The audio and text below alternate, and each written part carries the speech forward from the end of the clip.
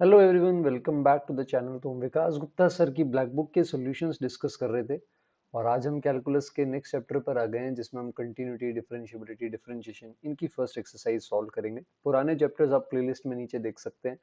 तो सबसे पहले एक्सरसाइज 1 के अंदर ये दे रखा है, तो फर्स्ट प्रिंसिपल से पहले एफ एक्स बनाएंगे। तो फर्स्ट प्रिंसिपल से एफ एक्स बनाने के लिए आप वाई को एच रख सकते हैं, तो ये बन जाएगा F of x plus two H, है ना।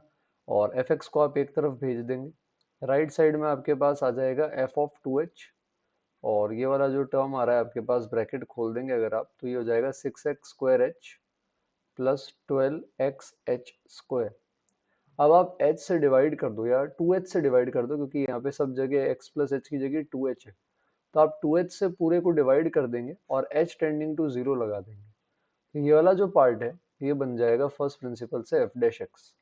आप पहले ही अगर एक्स वाई को जीरो रख दें तो आपको पता चलेगा कि एफ जीरो जीरो जा रहा है, और इस वजह से ये वाला पार्ट बन जाएगा एफ डैश जीरो। और फिर 2h को डिवाइड करेंगे 6x² h को 2h से, तो 3x² आ जाएगा और फिर 6xh आ जाएगा। h जीरो पे 6xh भी जीरो चला जाएगा। एफ डैश जीरो पता नहीं तो k मान लेते हैं इसे। अब हमें एफ डबल डैश चाहिए, तो एफ डबल डैश करेंगे तो k भी चला जाएगा, तो एफ डबल डैश एक सिंपल 6x आ रहा है। अब आप इसमें x को 0 1 2 3 ये सब अगर रखेंगे तो 6 into zero, 6 into one, 6 into two, ये एपी बन जाएगी। ठीक है, तो फर्स्ट का आंसर हो जाएगा हमारे पास एरिथमेटिक प्रोग्रेशन। सेकंड वाले पर आते हैं, नंबर ऑफ नॉन डिफरेंशिएबिलिटी के पॉइंट्स पूछे तो ग्राफिकली देखेंगे। तो मॉड एक्स का ग्राफ बनाओ पहले, तो ये आपका मॉड एक्स हो जाएगा। उसके बाद आप मॉड एक्स में से वन सब्ट्रैक्ट कर दो, तो ये वन यूनिट्स कहाँ चला जाएगा, नीचे चला जाएगा। फिर वापस आप होल मॉड ले लो, तो ये वापस वन यूनिट जो नीचे गया था ये ऊपर आ जाएगा इमेज लेके, ये वन है। ये आपका ग्राफ है mod of mod x minus one. और हाफ का जो ग्राफ बनाओगे, हाफ का ग्राफ इसके नीचे से ऐसे जाएगा। अब आपको बोला है कि आपको इसके अंदर मैक्स लेना है, तो मैक्स का मतलब वो होता है जो इनके अंदर ऊपर रहता है। तो अगर मैक्स बनाएंगे तो पहले मॉड वाला होगा, फिर हाफ होगा, फिर वापस मॉड वाला, फिर मॉड वाला, फिर हाफ, और फिर वापस ऊपर। तो आप यहाँ देख सकते हैं 1 2 3 4 और 5 पॉइंट्स पे आपको शार्प टर्न देखने को मिलेगा, तो 5 पॉइंट्स पे ये नॉन डिफरेंशिएबल हो जाएगा। थर्ड क्वेश्चन के अंदर आपको इस फंक्शन की 0 से 100 में number of points of discontinuity पूछी गई है। तो फंक्शन आपके पास कुछ ऐसा है, फ्रैक्शनल पार्ट ऑफ x/5, है ना, और प्लस में आपके पास है इंटीजर पार्ट ऑफ x/2।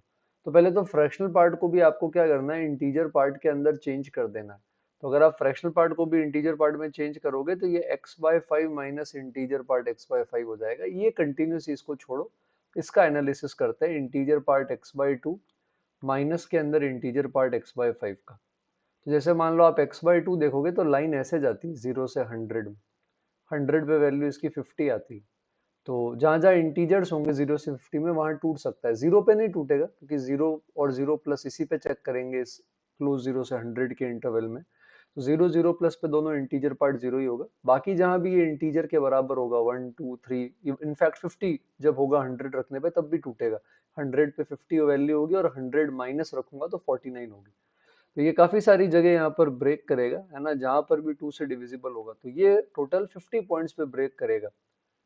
तो वो 50 पॉइंट्स होंगे 2 4 6 8 से लेकर के 100 तक। फिर सिमिलरली x/5 जो होगा वो 20 पॉइंट्स पे ब्रेक करेगा। 5 10 15 जो जो भी x/5 को इंटीजर बना रहे हैं जीरो के अलावा वो सारे। पर इनमें कुछ पॉइंट्स कॉमन आ रहे हैं जो दो बार गिने जा रहे हैं। 2 और 5 का जो एलसीएम है, जैसे 10 20 30 100 तक। तो मैं यहाँ पे तीन सेट ऑफ पॉइंट्स बना रहा हूँ। पहला मैं ले रहा हूँ वो पॉइंट्स इस 50 की लिस्ट में जो कॉमन नहीं है, तो मैं 50 में से 10 हटा देता हूँ।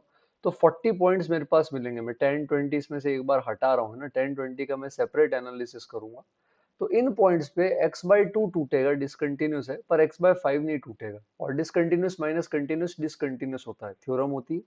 इसी तरह 20 पॉइंट्स जो इसके 5 10 15, इसमें से अगर मैं 10 20 30 ये सब हटा दूं, तो पीछे ये जो हमारे पास 5 15 25 ये सब बचते हैं, इन पे x/2 कंटिन्यूस है पर इंटीजर पार्ट x/5 डिसकंटिन्यूस है। तो ये अभी भी डिसकंटिन्यूस आएगा। तो ये 50 पॉइंट्स तो श्योर श्योर डिसकंटिन्यूटी के। अब जो 10 कॉमन पॉइंट्स हमारे पास आ रहे हैं, 10 कॉमन पॉइंट्स में हम डायरेक्टली थ्योरम अप्लाई नहीं कर सकते, क्योंकि इस पे दोनों ही डिसकंटिन्यूस है, और डिसकंटिन्यूस माइनस डिसकंटिन्यूस में आपको चेक करना पड़ता है। तो सारे पे मत करो, किसी एक पे करो, वैसा ही नेचर बाकी सबका होगा। जैसे 20 पे करो, तो 20 पे 20/2 की जो वैल्यू आएगी वो 10 का इंटीजर पार्ट आएगा और 20/5 आएगा आपके पास 4 का इंटीजर पार्ट। आप 20 अगर थोड़ा बड़ा लोगे 20 प्लस तो भी 20/2 प्लस यानी 10 प्लस का इंटीजर पार्ट और 4 प्लस का इंटीजर पार्ट भी सेम आएगा। हाँ 20 माइनस लोगे अगर तो ये डिवाइड करने पे 20/2 10 माइनस होगा उसका 9 होता है और 4 माइनस का होता है 3। तो इन दोनों की वैल्यू अलग अलग है पर डिफरेंस अभी भी सेम आ रहा है। तो इन 10 पॉइंट्स पे ये क्या होगा, डिसकंटिन्यूस माइनस डिसकंटिन्यूस इस केस में कंटिन्यूस हो जाएगा। तो टोटल आपके पास यहाँ पर सिर्फ 50 पॉइंट्स ही देखने को मिलेंगे। तो अच्छा सवाल था ये। नेक्स्ट फोर्थ वाले पर आएंगे। फोर्थ वाले के अंदर isolated point of discontinuity. Isolated में क्या होता है, लिमिट एग्जिस्ट करती है पर फंक्शन की वैल्यू अलग होती है। और बोल रहा है अभी डिसकंटिन्यूस है लेकिन मॉड लेने पे कंटिन्यूस हो गया। तो बेटा मॉड लेने पे कैसे कंटिन्यूस होगा कि जैसे मान लो ये पार्ट नीचे था नेगेटिव, अब मॉड लेते हो तो ग्राफ ऊपर आ जाता है और जब ये ऊपर आएगा तो ये जो ओपन वाला पार्ट था ये इधर आके इसके साथ ओवरलैप कर जाएगा। मतलब जो लिमिट की वैल्यू आ रही थी और जो फंक्शन की वैल्यू आ रही थी ये एक दूसरे के नेगेटिव हैं। तभी तो मॉड लेने पर ही एक दूसरे के क्या हो जाएंगे, बराबर। पहले नहीं थे बराबर, पहले डिसकंटिन्यूस है लेकिन मॉड लेके बराबर हो गए। मतलब लिमिट की वैल्यू अगर अल्फा है तो फंक्शन की वैल्यू माइनस अल्फा होगी। इसीलिए आपका बी पॉइंट जो होगा वो करेक्ट हो जाएगा। फिफ्थ वाले में आपको LH रूल लगाना है और 3 बार बोला है तो ये हिंट है। और यहाँ पे एक्स क्यूब भी है तो 3 बार LH रूल लगेगा, है ना। चेन रूल के साथ जैसे एक मैं आपको बता देता हूँ, जैसे अभी आप 0 रखोगे तो आप देखोगे 0/0 बन रहा है। तो डिफरेंशिएशन पे आएगा 4f' 4x, फिर 3 बार आ जाएगा तो 9f' 3x, फिर 2 बार आ जाएगा 6f' 2x माइनस f' और नीचे 3x स्क्वायर। अगर आप यहाँ 0 रखेंगे तो फिर से 0/0 बनेगा। तो फिर एक LH और लगाएंगे, फिर 0/0 और फिर एक LH और लगाएंगे। तो 3 LH लगा के कमेंट्स में आपको मुझे इसका आंसर बताना है। सिक्स्थ वाला देखने में बहुत खतरनाक लगता है पर है एक्चुअली ये सबसे सिंपल सवाल।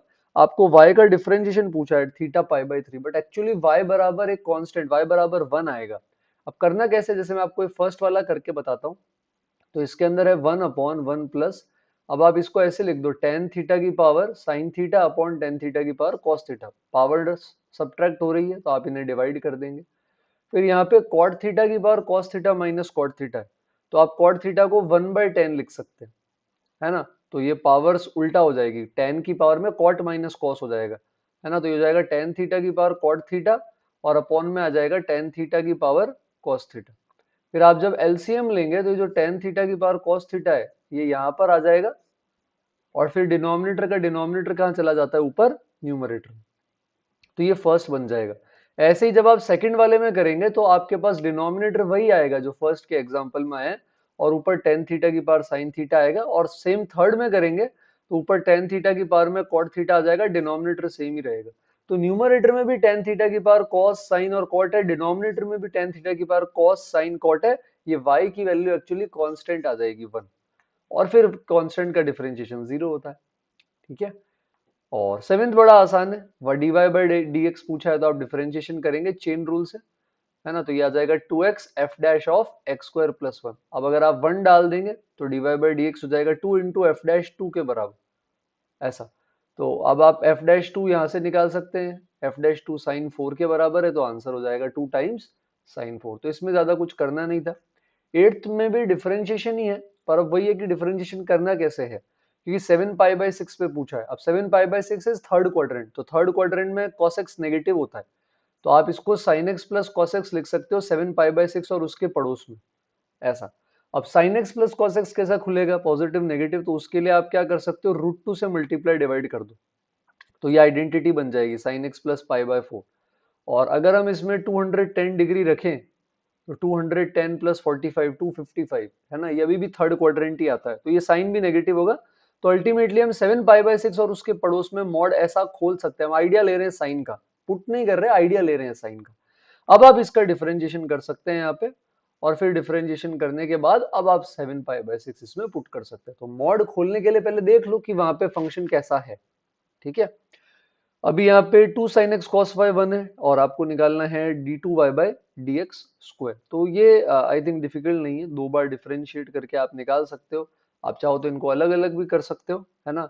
या आप भले ही चाहें तो साथ में भी रख सकते हैं, या 2 sin x कई बार उधर भी भेज देते हैं लोग, है ना।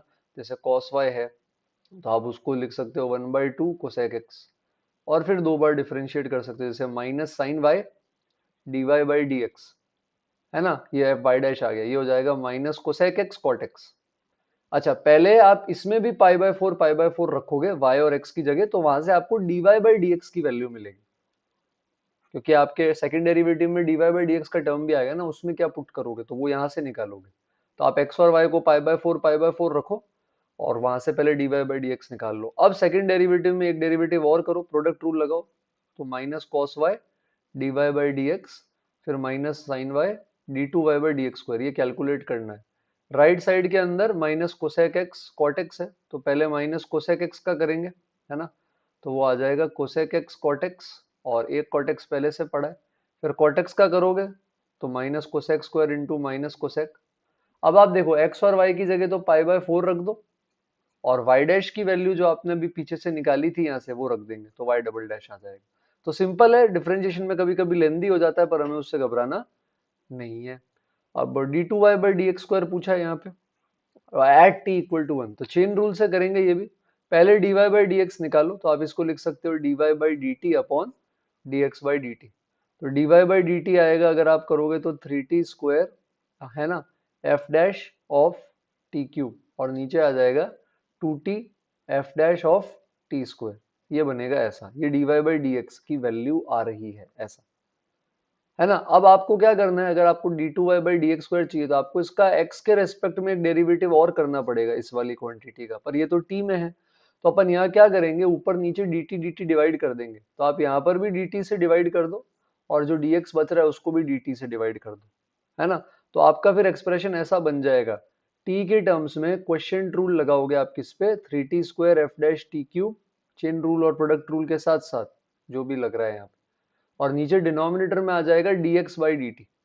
अब dx बाई डी टी आपको पता है two T F dash T square के बराबर है, तो वो आप यहाँ पे रख दोगे आराम से।